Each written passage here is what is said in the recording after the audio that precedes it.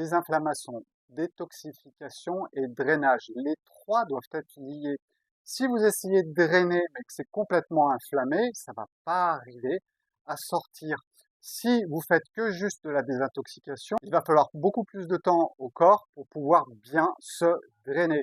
Donc les 3D doivent être ensemble et dans une certaine séquence.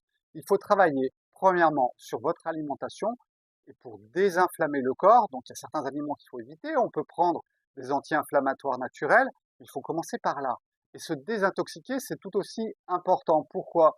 Parce que même votre inflammation, elle est créée par des substances toxiques qui sont à l'intérieur de votre corps. Donc il faut s'aider aussi avec certains remèdes naturels, comme par exemple l'argile, la zéolite ou le charbon actif, pour pouvoir désintoxiquer le corps. Et ensuite, on peut vraiment penser à un drainage profond avec notamment le jeûne intermittent sec. C'est ce que font les musulmans depuis 1400 ans et c'est pas pour rien parce que ça a un effet de drainage sur la lymphe comme je vous l'ai expliqué dans une autre vidéo.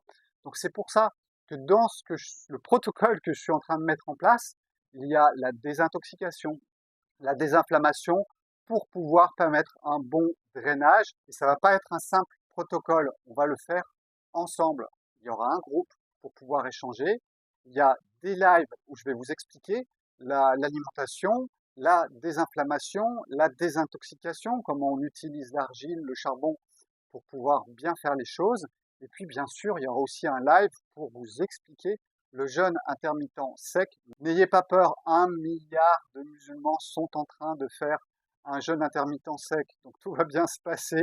Et puis n'oubliez pas, je suis quand même un spécialiste du jeûne prolongé 7 à 14 jours ou du jeûne intermittent aussi depuis 30 ans que je le fais, donc vous êtes entre de bonnes mains.